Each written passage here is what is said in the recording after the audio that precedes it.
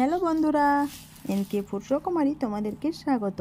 আমি আজকে তোমাদের সঙ্গে রেসিপি শেয়ার করছি শুটকির। চলো শুটকির রেসিপি কিভাবে আমি বানাই সেটাই তোমাদেরকে দেখাবো। অনেকেই তো অনেক রকমভাবে রেসিপি বানায় বা অনেক রকমভাবেই রান্না করে। চলো তোমাদেরকে দেখাই আমার রান্নাটা।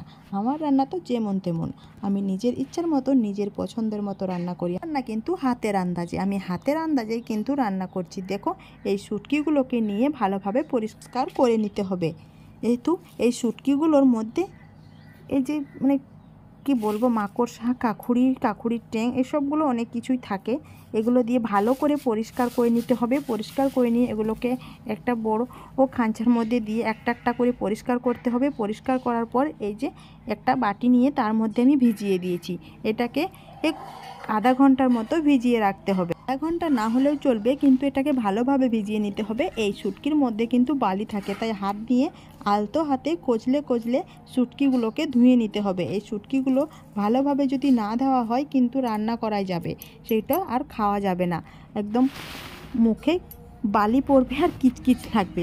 এখানে আমি পেঁয়াজ আর পেঁয়াজের পাতা কুচি করে নিয়েছি। এখানে পেঁয়াজ আর পেঁয়াজের পাতাটা কুচি করে নিয়েছি, একটু বেশি নিয়েছি। আমাদের বাড়িতে কিন্তু কেউ শুটকি খেতে পছন্দ করে না, আমরা কয়েকজন আছি তারা খুব পছন্দ করি, আমরা বলে সেটা রান্না করছি। আর শুধু এই চিংড়ি মাছের শুটকিটাই রান্না করি, অন্য মাছের শুটকি আমরা রান্না করি না। এই শুটকি রান্না করার জন্য আর একটা চাটু বসিয়ে তার মধ্যে অল্প সামান্য তেল দিয়ে শুটকিগুলোকে পরিষ্কার করে ধুয়ে তেলের মধ্যে শুটকিগুলো দিয়ে লালচে বর্ণ করে ভেজে নিচ্ছি। আর শুটকিগুলোকে ভাজার সময় আলতো হাতে আস্তে আস্তে শুটকিগুলোকে লালচে বর্ণ করে ভেজে নিতে হবে। পুড়িয়ে দিলে কিন্তু হবে না, পুড়িয়ে দিলে খেতে একদমই ভালো লাগবে না। এমনিতেই তো শুটকি, তার থেকে আবার রান্নাটা যদি ভালো না হয় তাহলে কি খেতে ভালো লাগে? চলো আমার রেসিপিটাই তোমাদেরকে দেখাচ্ছি, আমি কিভাবে শুটকি রান্না করি। আর তোমরাও আমাকে জানিও তোমরা কিভাবে শুটকি রান্না করো। আমি ঠিক এরকমভাবেই শুটকি রান্না করি। এই শুটকিগুলোকে প্রথমে তেল দিয়ে একদম মুচমুচে করে একটু লালচে বর্ণ করে আমি ভেজে নিই। ঠিক এরকমভাবে আমি ভেজে নিচ্ছি। এবার শুটকিগুলোকে ভেজে নেওয়া অবস্থায় লালচে বর্ণ হয়ে গেছে, এবার আমি তুলে নিচ্ছি। তুলে নেওয়ার পর আবার একটা কড়া বসিয়ে দিয়েছি। এবার কড়ার মধ্যে দিয়ে দিচ্ছি কেটে রাখা পেঁয়াজের পাতা আর পেঁয়াজগুলোকে। এবার দিয়ে দেব এটার মধ্যে লবণ দিয়ে এটাকে নাড়াচাড়া করে নেব।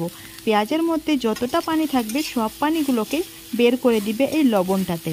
পেঁয়াজটার মধ্যে সব পানিগুলোকে বের করার জন্য দিয়ে দিলাম পেঁয়াজের মধ্যে লবণ, আর দিয়ে দিচ্ছি কুচি করা রাখা লঙ্কাগুলো, চেরা লঙ্কাগুলো দিয়ে দিলাম। দেখো কতটা পানি ছেড়েছে। এই পানিটা যতক্ষণ না শুকিয়ে আসবে ততক্ষণ আমি কিন্তু এখানে তেল ব্যবহার করব না। দেখো পানিটা শুকিয়ে এসছে। এবার আমি এটার মধ্যে দিয়ে দিচ্ছি পরিমাণ মতো সরিষার তেল দিয়ে দিলাম।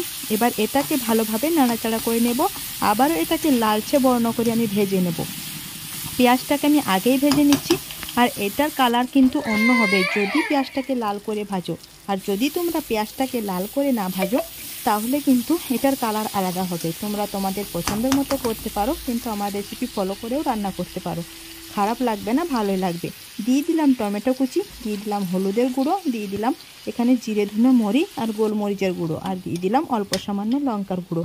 এবার এটাকে দিয়ে ভালোভাবে নাড়াচাড়া করে নিচ্ছি। দেখো আবারও আমি নাড়াচাড়া করে নিলাম। আর তোমাদেরকে আগেও বলেছি টমেটো আমি কিন্তু একটু গোটা গোটা খেতে পছন্দ করি, তার জন্য টমেটোটা একটু শেষে দিই, আর তোমরা চাইলে আগে দিয়ে দিতে পারো। এবার ভেজে রাখা মশলার মধ্যে দিয়ে দিলাম ও শুটকি ভাজাগুলো। দেখো শুটকি ভাজাগুলো কিন্তু কতটা ঝরঝরে হয়েছে, দেখতে পাচ্ছ? যে শুটকি হাত দিয়ে কচলে দিলে ভেঙে যায় সে শুটকি একদম ঝরঝরে হয়ে গেছে। দিয়ে দিচ্ছি এবার পরিমাণ মতো পানি দিয়ে আমি নাড়াচাড়া করে নিচ্ছি। এবার নাড়াচাড়া করে নেব আর ফুটে আসা পর্যন্ত অপেক্ষা করব। এই দেখো কতটা সুন্দর হয়েছে। কিন্তু এই পর্যায়ে তোমরা দিয়ে দিতে পারো ধনেপাতা কুচি। আমার হাতের কাছে ছিল না ধনেপাতা কুচি, তাই আমি আর আনার চেষ্টাও করিনি বা কিনেও নি। আমি যেটা ছিল বাড়িতে সেটা আমি বাড়িতে যেটা থাকে সেটা দিয়েই রান্না করতে বেশি ভালোবাসি, বা সেটাই আমাকে ভালো লাগে। আর যে এটা আনতে হবে তবেই আমি রান্না করব, না ছাড়া রান্না করব না, এটা একদমই ভালো লাগে না। আর এই কথাটাও ভালো না। আমার যেটা বাড়িতে থাকে সব সময় সব কিছুর প্রয়োজন থাকলেই সব কিছু কিন্তু বাড়িতে থাকে না, তাহলেও বাড়িতে যেটা থাকে সেটা দিয়ে রান্না করার মজাটাই আলাদা। আর সেটা খেতেও সবাই খুবই পছন্দ করে। দেখো তেল ছাড়তে শুরু করে দিয়েছে, আর শুটকিগুলো কিন্তু দেখা যাচ্ছে না, মনে হচ্ছে পেঁয়াজ। শুটকিগুলো আর একটু বেশি লাগতো, পেঁয়াজটা একটু বেশি হয়ে গেছে, কিন্তু অসুবিধা নেই, এখানে টক দেওয়া আছে তাই পেঁয়াজগুলোও খাওয়া যাবে, খুবই ভালো লাগবে। আর ভালো লেগেছেও। এই যে মাঝখানে তেলগুলো বুজবুজ করছে, আমি সব সাইডে সাইডে সরিয়ে নিয়েছি, আর মাঝখানে তেলটাকে অন্য সময় মুড়ি দিয়ে খাওয়া যাবে। বন্ধুরা, ভালো লাগলো তো আমার এই শুটকি রান্নার রেসিপি? ভালো লাগলে কিন্তু তোমরাও রান্না করো। টাটা বন্ধুরা।